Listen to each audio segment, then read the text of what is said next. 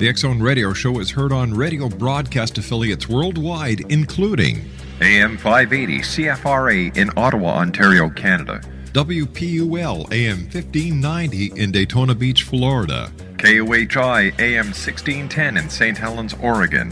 KHRO AM 1150 in El Paso, Texas. And for more information on becoming a professional broadcast affiliate of the X Zone Radio Show, visit www.xzbn.net or call toll-free worldwide 1-800-610-7035.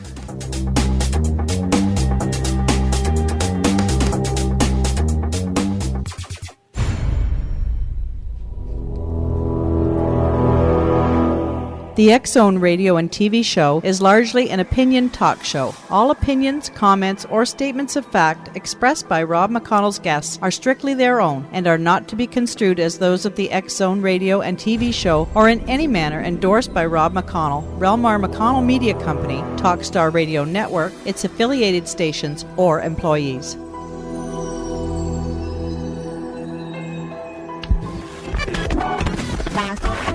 All Hit Radio.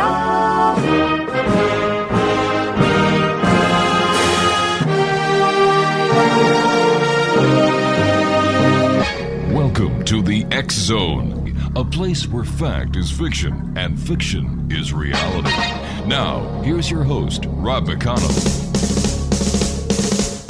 That's great. It starts with an earthquake, birds and snakes, an airplane.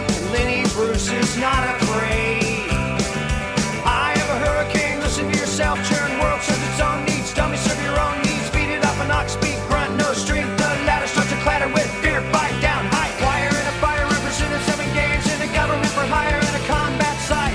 Left to us are coming in a hurry with the furies breathing down your neck. Team my team reporters babble Trump, tether crop, look at that, no plane, fine, then, overflow, population common food, but it'll do. Save yourself, serve yourself, world serves its own needs. Listen to your heartbeat, dummy with the rapture and the reverend and the right. You patriotic, slam, fight, bright, like feeling, pretty sight. It's the end of the world. Welcome back to the X Zone, everyone. My name is Rob McConnell, coming to you from our studios in Hamilton, Ontario, Canada. Worldwide toll-free 1-800-610-7035. My email address is xzone@xzoneradiotv.com. On MSN Messenger, xzoneradiotv@hotmail.com. And our website, www.xzoneradiotv.com. You know, some people say 2012 is the end. You know, past December 21st, 2012, there is nothing else. Well, is this science or superstition? You know, have you thought about when the world will come to an end, X-Zone Nation? Well, don't feel alone. We all have at one point or another. In 2012, is this the end? By our guest this hour, Lloyd Hildebrand. This question has been asked over and over and over again, has been studied, analyzed, researched, and covered fully.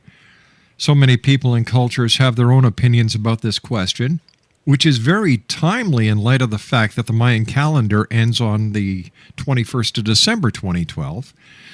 And let's see what many people are saying about the end. Okay, this is posted on YouTube.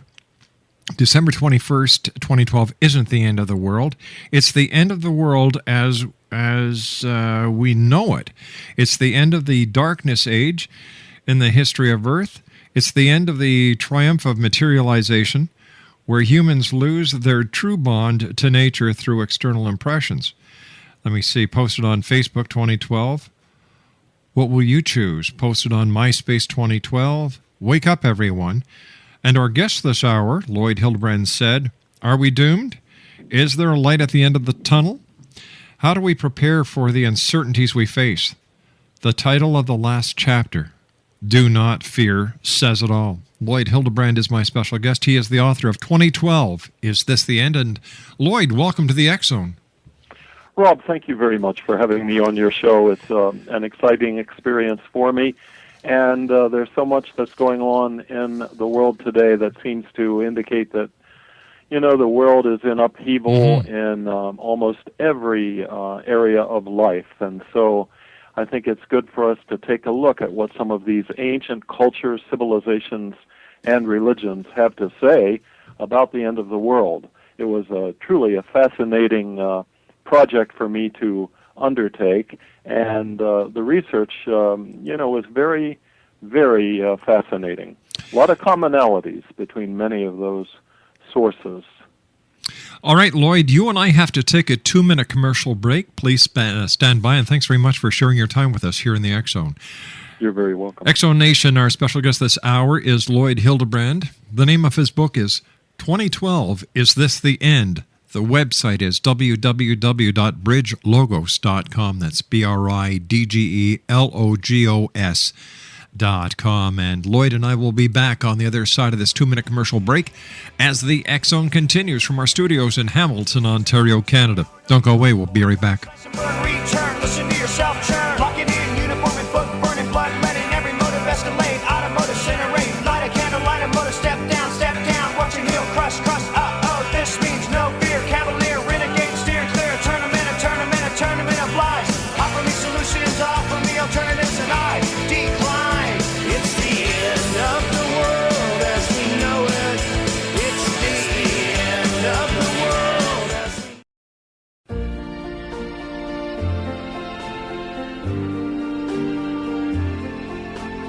Why does the sun go on shining? Why does the sea rush to shore? Don't they know it's the end of the world? 'Cause you don't love me anymore. Why do the birds go on singing? X Zone Nation, our guest this hour is Lloyd Hildebrand, and he is the author of 2012, Is This the End? The website is www.bridgelogos.com. Lloyd, what prompted you to write your book? Well, I used to be a professor at a couple of universities in Pennsylvania, and one of the writings that we would share in class dealt with the Mayan prophecy, which which is based on their long count calendar, which actually ends on December 21st, 2012, which is the winter solstice of that year. And I noticed how interested the students were in this topic because it wasn't that far away, and now it's even getting closer, of course, just a couple of years away. And we wonder really why the Mayan calendar ended when it did. And in my research, I discovered that the Mayans were good astronomers and mathematicians. They were very artistic. Their civilization was well developed in many different areas. In fact, they have predicted every solar eclipse that has occurred since the beginning of their calendar, and that goes up right to the present day. They have predicted every single solar eclipse with accuracy. So we have to ask ourselves the question: why does the calendar abruptly end on December 21st, 2012? Many have concluded that is their way of saying that is when either the world will come to an end or will go through a great transition. A lot of Native American groups believe that a great transition will take place around that time. And several other people have pinpointed that exact date as being the culmination of human history as we know it. One of which studied the I Ching, which is the ancient Chinese book of changes. His name is Terence McKenna. Yes. And he was a mathematician, a fractal geometrician, actually. He and his brother studied the book of changes for a long time. And this was prior to any knowledge about the Mayan long count calendar. They concluded at the end of their research through the book of changes that the exact date of the end of the world would be December 21st, 2012. I found that very fascinating, and a lot of cultures are pointing to that year as being truly significant, and science is as well. What's the scientific connection here? Well, in the year 2012, there is going to be a solar maximus, which has already begun to some extent, which will involve sunstorms and activity on the sun that will affect our planet and definitely affect electronic equipment on our planet. And they're expecting that to reach its peak sometime in 2012. They're not exactly sure. However, if that does happen, then we will see, many things could take place. For example, Greg Braden has written, "We know, for example, that every once in a while something truly mind-boggling, almost unthinkable happens. For reasons that are still not fully understood, our familiar north and south poles trade places. The magnetic field of the Earth does a complete flip-flop. Although polar reversals are rare in the history of civilizations, the geologic record shows that they happen routinely in terms of Earth's history. Magnetic reversals have already happened 171 times in the last 76 million years, with at least 14 of those reversals occurring in the last 4.5 million years alone." And Albert Einstein believed in this as well. He was electrified by many of these theories. He accepted the idea that the Earth's crust floats on a turbulent molten lava ocean. And this turbulence is caused by the fact that the Earth's core is spinning faster than the crust of the Earth is, and the molten lava beneath the Earth's crust is a force that causes many natural disasters.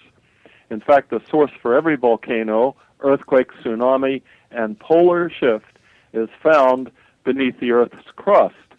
Well, the thing that could trigger this is something that some scientists believe in. I don't think it's totally been proven, however, and that is the alignment of all the planets in our solar system will be adjacent from the black hole in the center of the Milky Way, and according to many scientists, the year 2012, this will be the first time that galactic alignment has occurred. And that could result in a polar reversal or a polar shift, which would not be a complete reversal. But with regard to the solar maximus that will take place, one editor has written in London's Daily Mail that it will result in no electricity, no food, no TV, no radio, no telephones, internet, medicines, manufacturing, or farming. He further predicts that 100,000 Europeans will die of starvation by the end of 2013. Hanlon says, and he's the editor who wrote in the Daily Mail, that it will take 2 decades or more for plant life to return. And so many scientists are predicting some major upheavals in 2012. I understand that this is a very split topic when it comes to the scientific community.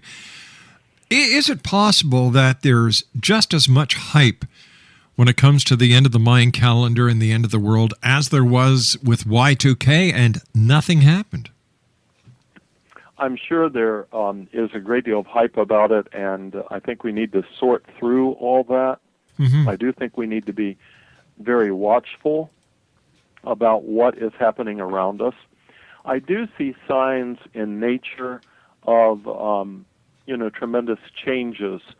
For example, global warming. A lot of people have doubts about global warming, and yet when you look at Russia right now going through a heat wave, a disastrous heat wave, that is probably a hotter period than they've ever experienced in the last millennium, then you begin to wonder, and everything else that is happening in the world, it seems like natural disasters are becoming more cataclysmic than they ever were, with Katrina and the floods in Nashville and Iowa and Pakistan and the earthquakes and tsunamis all over the world. And of course Jesus said that in the end times there will be earthquakes in various places, and of course there always has been.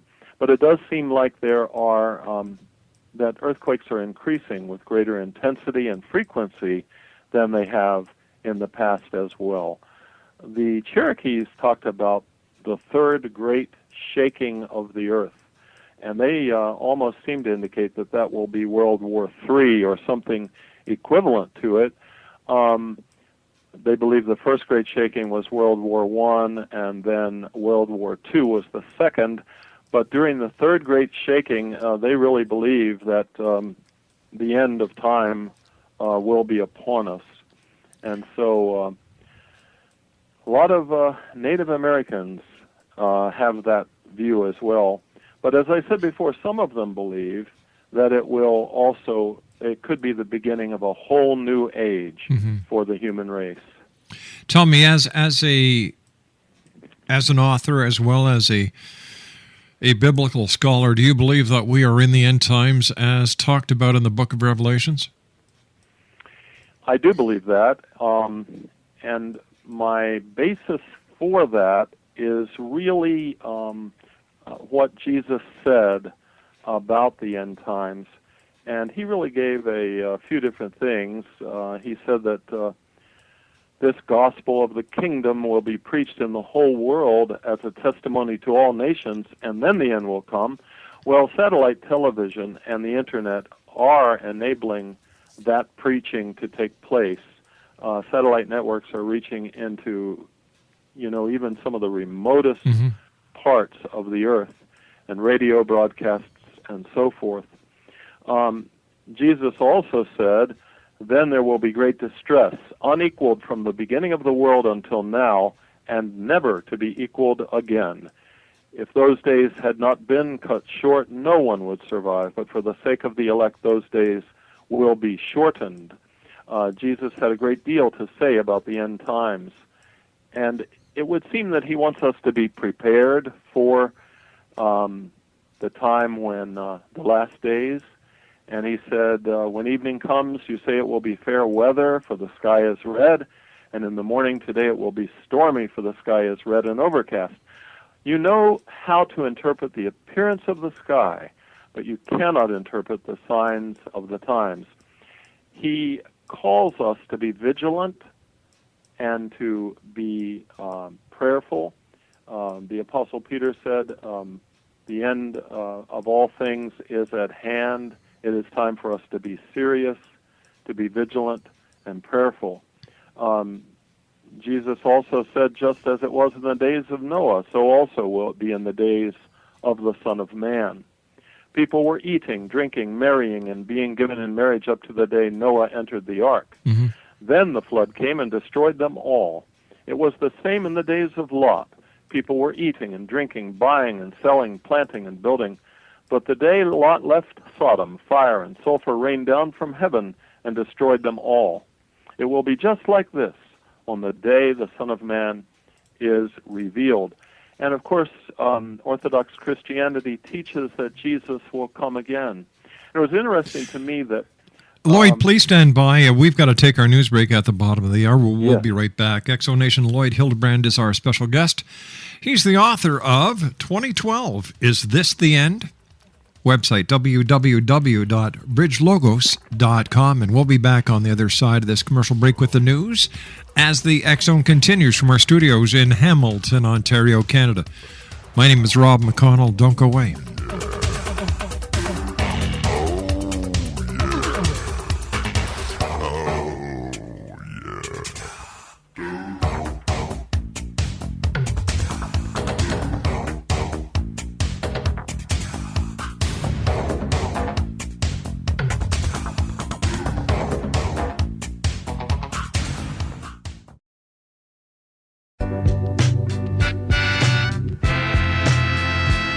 You're listening to the X Zone Radio Show, live and around the world on the Talkstar Radio Network, X Zone Broadcast Network, UK High Definition Radio, Euro High Definition Radio, and Star Cable. Our toll-free telephone number worldwide is 1-800-610-7035. Our email address, xzone@xzoneradiotv.com. On MSN Messenger, xzoneradiotv@hotmail.com, And our website, www.xzoneradiotv.com.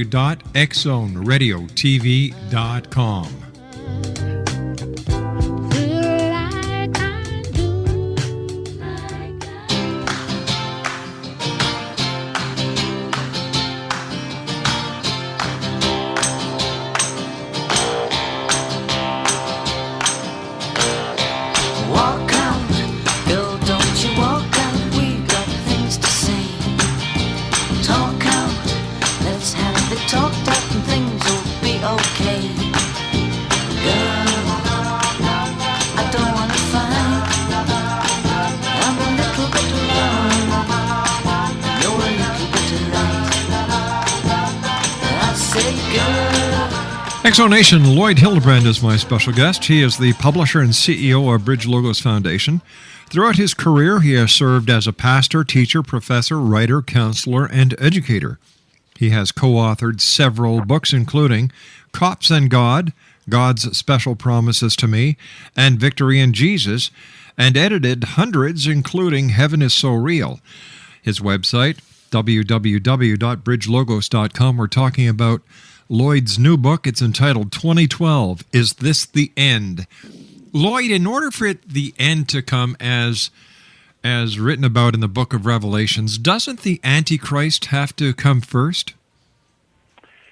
Yes, he will appear on the earth, and of course, throughout history, many people have tried to guess who he is.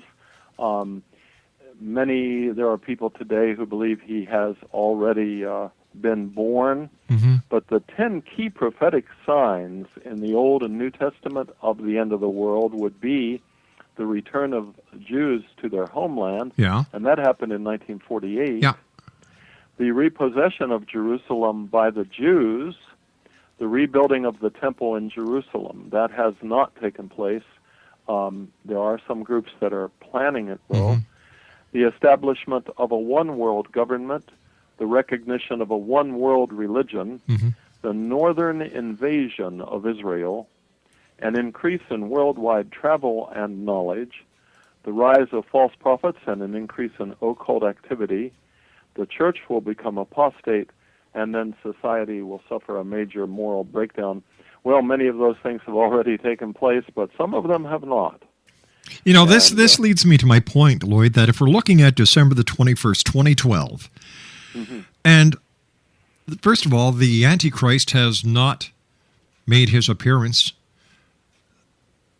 If the Antichrist is born, and if we're looking at a year and some odd in order, before December the 21st, 2012, I think there's something wrong with this timeline. I can understand why you're saying that, Rob, and I also would say that we can't be sure of 2012 at all, and I don't mean to be a prophet of doom in any way, shape, or form, but there's also in the Islamic faith, they believe in the return of Jesus Christ also, but they also believe in another individual coming from heaven, the Mahdi, who is known as the Guided One. Both Shiites and Sunnis believe that alongside Jesus, the Mahdi will erase all error, injustice, and tyranny from the world. He will be a descendant of Muhammad, it is believed. He'll bear the name of Muhammad.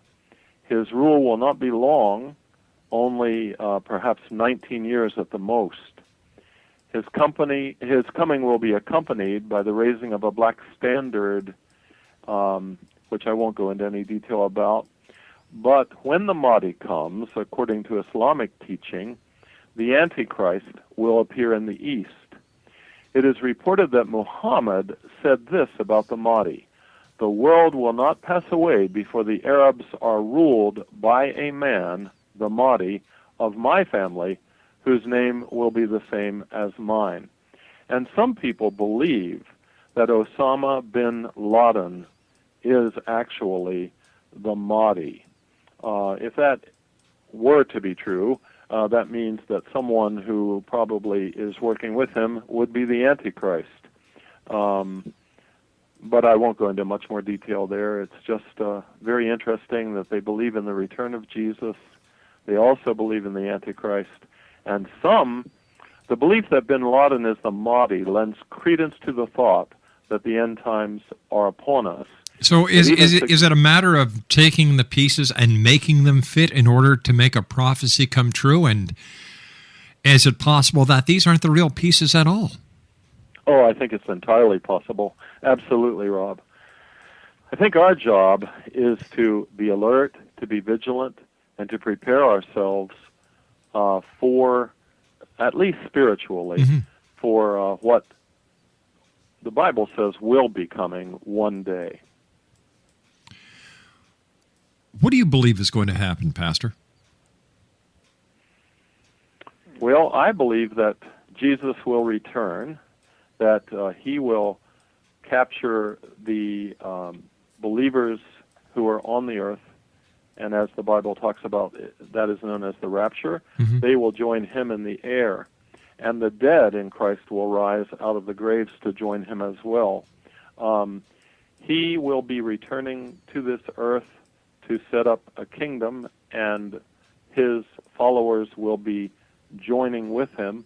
Prior to that time, though, there will be a period of great tribulation. Many people think that it has already begun, it is taking place, and certainly people probably during World War II thought it had begun as well and was taking place, with things like the Holocaust going on. But the tribulation is to be a 7-year period, followed by the return of Jesus Christ, who will then rule and reign upon this earth for a millennium, 1,000 years of peace. And that's where I stand with regard to the end times.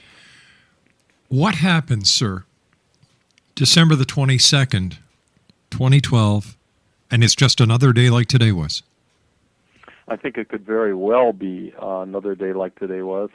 And I think that many people will be surprised to discover that nothing cataclysmic did occur, but there's always the potential that something could take place on that day. And again, we have to ask ourselves, why did the Mayan calendar end on that particular day?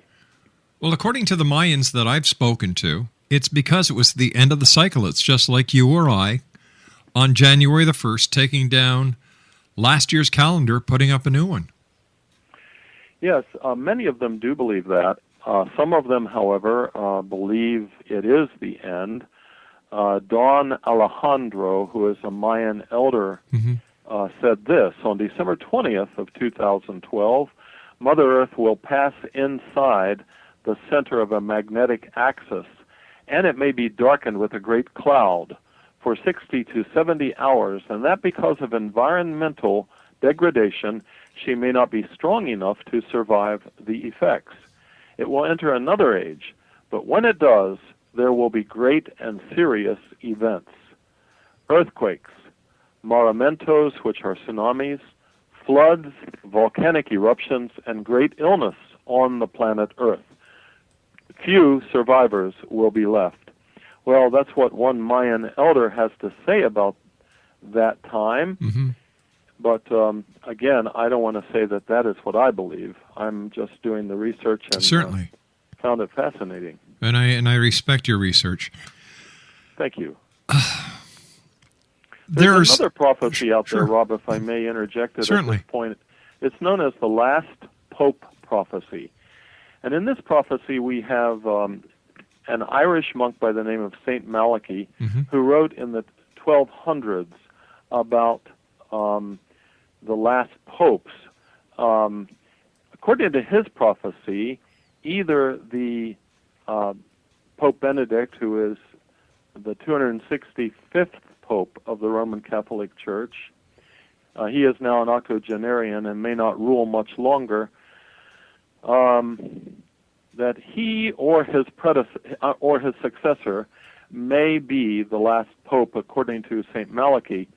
The last pope is actually given a name by St. Malachi or someone else who wrote, "In the final persecution of the Holy Roman Church, there will reign Petrus Romanus, Peter the Roman, who will feed his flock amid many tribulations, after which the seven-hilled city of Rome will be destroyed, and the dreadful judge will judge the people, the end." There are those who say that Peter the Roman was added to the list of popes many years after Malachi recorded his original prophecy. So therefore, many think that Pope Benedict, who in this prophecy was known as the glory of the olive, Benedict the 16th, believe that he will be the last pope. In 1909, Pope Pius X said he had a vision from which he quickly awoke and cried, "What I see is terrifying. Will it be myself? Will it be my successor? What is certain is that the Pope will quit Rome, and in leaving the Vatican, he will have to walk over the dead bodies of his priests." But that's kind of an interesting prophecy coming out of the 13th century in Ireland, the last Pope prophecy. And of course, Roman Catholic prophecies are very replete with their depictions of great destruction and so forth happening in the end times, but usually they do not give a precise date. You know, throughout history, there have been many, many end-time prophecies, and not one of them has come true. So what makes this one so different? I think the only difference is the factor of the Mayan calendar, what the McConnell said about the Book of Changes, and you also have a few other people talking about 2012. For example, let me see if I can find something here. Yes, by an Islamic imam known as Safar ibn Abd al-Rahman al-Hawali, he said, when Daniel specified the period between its distress and relief, between the era of anguish and the era of blessing, he put it as 45 years. We have already seen that he specified the time of the establishment of the abomination of desolation as the year 1967, which is what in fact occurred. Therefore, the end or the beginning of the end will be 1967 plus 45 equals 2012. So you see these prophecies coming from so many different sources, and again, I can't verify any of them, except to say that we do know that God might be judging the world, and we might be entering a time that is known as the time of great distress. Why would God create something just to destroy it? I really wish I had an answer for that question. I think he had expected us, as his creation, to take good care of this planet. I don't know that we have done a very good job of it, and therefore, according to biblical teaching, God has to judge the people on this planet for what they've done. And Lawrence Joseph writes, the year 2012 has the mark of destiny upon it. Judging from the facts gathered for his book, which was Apocalypse 2012, there is at least an even chance of some massive tragedy and or great awakening occurring or commencing in that year. The question ultimately is not if, but when, not so much the exact date as whether or not this transformational event will occur within our own or our loved one's lifetime. The value of the 2012 deadline is that being so close, it forces us to confront the myriad possibilities for global catastrophe, to gauge their likelihood and destructive potential, and to examine how prepared we are to respond to them individually and as a nation. One of our pastors, who has written several books, including The Cross and the Switchblade, He's the founder of Teen Challenge, a ministry which has had a great success with drug addicts around the world, and Times Square Church in New York City. And here is a recent prophecy that he has given. David Wilkerson is his name. An earth-shattering calamity is about to happen. It is going to be so frightening, we are all going to tremble, even the godliest among us. It will engulf the whole megaplex, including areas of New Jersey and Connecticut. Major cities all across America will experience riots and blazing fires such as we saw in Watts, Los Angeles, years ago. There will be riots and fires in cities worldwide. There will be looting. We are under God's wrath. Well, David Wilkerson is believing that judgment is falling upon our country. He also accurately predicted the fall of the Twin Towers of the World Trade Center just a few weeks before that happened. And many say that some of the other prophets, such as Nostradamus, Mother Shipton, Merlin the Magician, and many others, predicted that same event happening. So in answer to your question about why would God do that, I can't speak for him, of course, but David Wilkerson seems to think that we're under God's wrath at the present time. There's going to be a lot of people wearing egg on their face December the 22nd, 2012. And, you know what? It seems that the God that I know, or the God that I'm believed to exist, is not the same God that people are talking about that destroys. I don't know. We'll talk about this when we get back on the other side of this commercial break as the X Zone continues from our studios in Hamilton, Ontario, Canada. Don't go away. You know that it's true. It's a little bit me, and it's a little bit you.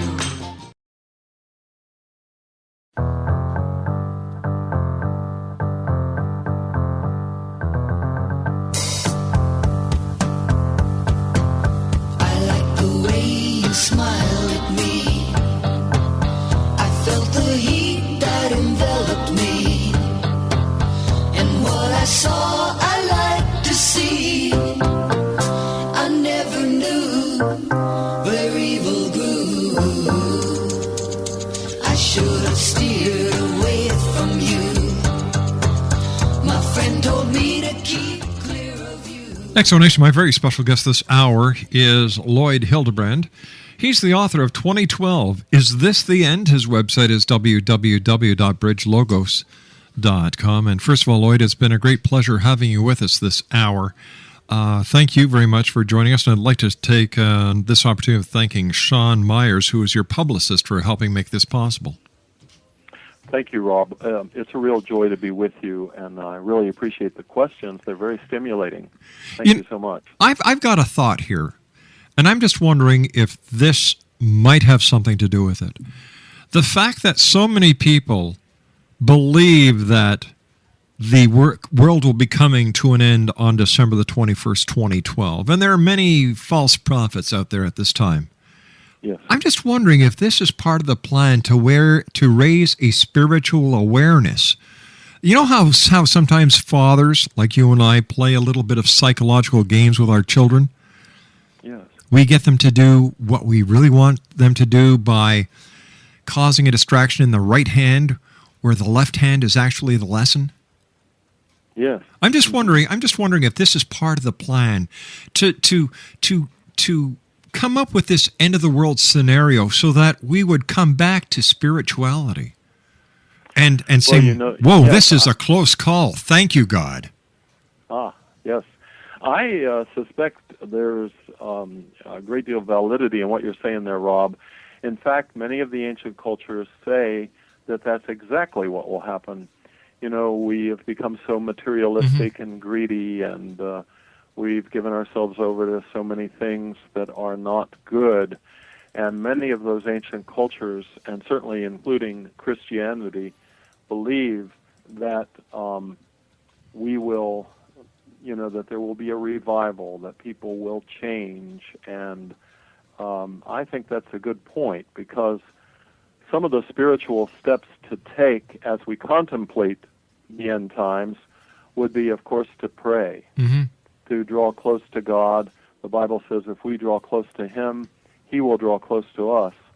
We also need to share our faith with other people, because there are many people out there who are not, who are drifting away from God, Yes. who do not know Him personally. We are also to love, and in fact that one verse that I quoted from Peter before says the end of all things is at hand, therefore be serious, be vigilant, and love others. I believe that God is love, and we are commanded to love Him and to love others, and in fact that is the supreme commandment and the mark of a true Christian. John wrote, God is love. Whoever lives in love lives in God, and God in him. In this way, love is made complete among us so that we will have confidence on the day of judgment. So in other words, because we have grown in our ability to love God and others and to experience His love in our own lives, we are going to have confidence on that day whenever it takes place. Because in this world we are like Him. There is no fear in love, but perfect love drives out fear, because fear has to do with punishment. Yeah. The one who fears is not made perfect in love. And one of my favorite Lloyd, I writers- hate to do this. We are nearly out of time. I'd love to have you back on the show. I find you very stimulating, and it's been a great pleasure talking to you. So until next time, Lloyd, thank you very much for your great work. And Exo Nation, Lloyd Hildebrand is my guest this hour, www.bridgelogos.com. He is the author of 2012, Is This the End? Lloyd, take care of yourself, and thank you very much for joining us. Thank you, Rob. God bless. God bless. And lives in